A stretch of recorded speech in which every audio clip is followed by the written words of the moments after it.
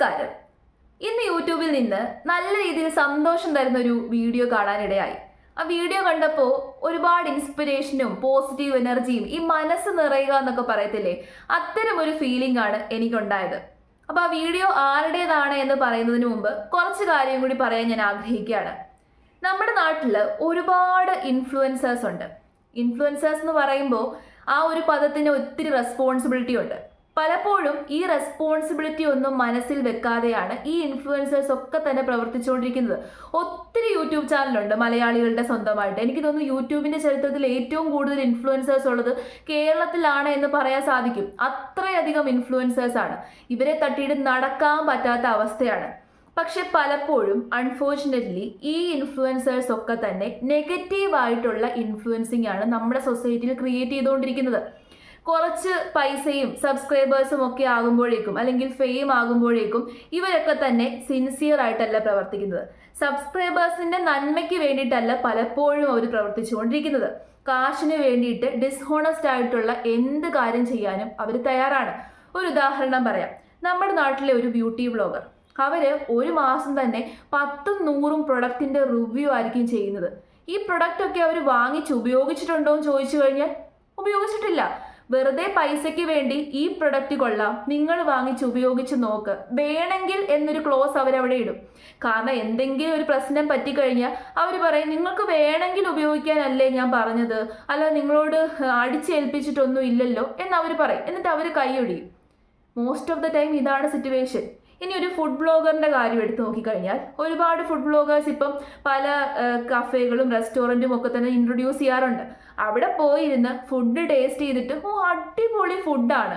പക്ഷെ നമ്മൾ അവിടെ ചെന്ന് കഴിക്കുമ്പോഴായിരിക്കും പലപ്പോഴും നമുക്ക് ചതി മനസ്സിലാകുന്നത്. ഫുഡിന് രുചിയും കാണത്തില്ല, അവരുടെ ക്വാളിറ്റി ഉണ്ടോ എന്ന് ചോദിച്ചു കഴിഞ്ഞാൽ ഒന്നും കാണത്തില്ല. കാശിന് വേണ്ടി അതേപോലെ ഡിസ്ഹോണസ്റ്റ് ആയിട്ടുള്ള റിവ്യൂസ് ചെയ്തുകൊണ്ടിരിക്കുകയാണ് പല ഇൻഫ്ലുവൻസേഴ്സും. നെഗറ്റീവായിട്ടുള്ള രീതിയിലാണ് അവരൊക്കെ തന്നെ പ്രവർത്തിച്ചുകൊണ്ടിരിക്കുന്നത്. എന്നാൽ അവരിൽ നിന്നൊക്കെ വ്യത്യസ്തരായിട്ടുള്ള വളരെ റെയർ ആയിട്ടുള്ള ഇൻഫ്ലുവൻസേഴ്സും ഉണ്ട്. അത്തരം ഇൻഫ്ലുവൻസേഴ്സിനെയാണ് നമ്മൾ സപ്പോർട്ട് ചെയ്യേണ്ടത്. ഇനി ചാരിറ്റി ബേസ്ഡ് കോണ്ടന്റ് ചെയ്യുന്ന ഇൻഫ്ലുവൻസേഴ്സ് ഉണ്ട്. പക്ഷെ അവരൊക്കെ തന്നെ ക്യാമറയ്ക്ക് മുമ്പിൽ മാത്രമായിരിക്കും ചാരിറ്റി ചെയ്യുന്നത്. അവരുടെ പബ്ലിസിറ്റിക്ക് വേണ്ടിയിട്ടാണ് പലപ്പോഴും ചാരിറ്റി എന്ന് പറയുന്ന മെത്തേഡ് ഉപയോഗിക്കുന്നത്. കാശ് മാക്സിമം കിട്ടുക. കാരണം ചാരിറ്റി എന്ന് പറയുന്ന കാര്യത്തിന് ഒരുപാട് കാശ് അടിച്ചു മാറ്റാൻ പറ്റുന്ന ഒരു പരിപാടിയാണ്. അതുകൊണ്ട് തന്നെ കാശ് അടിച്ചു മാറ്റാൻ വേണ്ടിയിട്ട് മാത്രം മനഃപൂർവ്വം ചാരിറ്റിയിലേക്ക് ഇറങ്ങി തിരിച്ചിരിക്കുന്ന ആൾക്കാരുമുണ്ട്. അത്തരക്കാരിൽ നിന്ന് ഒരുപാട് പേര് വ്യത്യസ്തരായിട്ടുണ്ട്.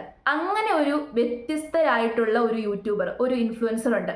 ആ ഇൻഫ്ലുവൻസറിന്റെ വീഡിയോ ആണ് ഇന്ന് ഞാൻ കണ്ടത്. വേറെ ആരുമല്ല, ഞങ്ങൾ ഇങ്ങനെയൊക്കെയാണ് എന്ന യൂട്യൂബ് ചാനലിലെ ദീപ്തി ചേച്ചി. ഇതാണ് ആ വീഡിയോ. അപ്പോൾ ഈ വീഡിയോയിൽ ചേച്ചി പറയുന്നത് 3 മാസം പ്രായമുള്ള ഒരു ആൺകുഞ്ഞിനെ എടുത്തു വളർത്താൻ വേണ്ടിയിട്ട് തീരുമാനിച്ചു എന്നുള്ള കാര്യം പറയുകയാണ്. സബ്സ്ക്രൈബേഴ്സിനോട് പറയുന്ന ഒരു വീഡിയോ ആണ്.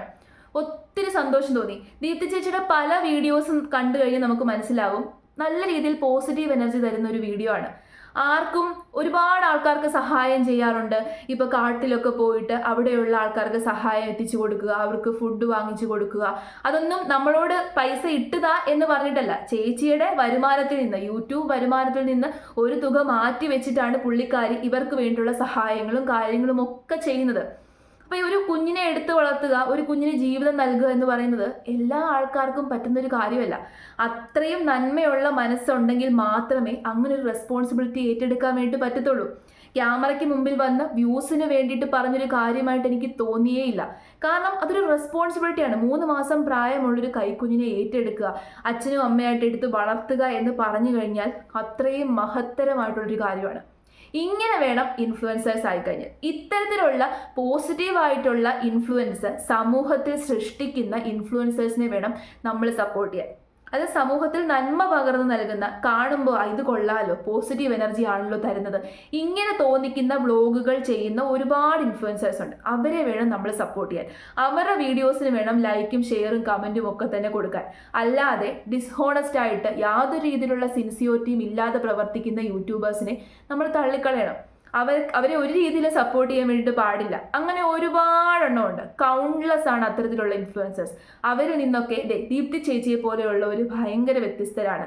അപ്പം ഇത് അത്രയും നന്മയുള്ളൊരു പ്രവൃത്തി ആയതുകൊണ്ട് തന്നെ ഇതിനെ പറ്റിയിട്ട് ഒരു ചെറിയ വാക്ക് പറയണമെന്ന് എനിക്ക് തോന്നി, സംസാരിക്കണമെന്ന് എനിക്ക് തോന്നി, നിങ്ങളുടെ മുമ്പിൽ ഷെയർ ചെയ്യണമെന്ന് തോന്നി. അതുകൊണ്ടാണ് ഞാൻ ഇപ്പം ഇങ്ങനെ ഒരു വീഡിയോ ചെയ്തത്.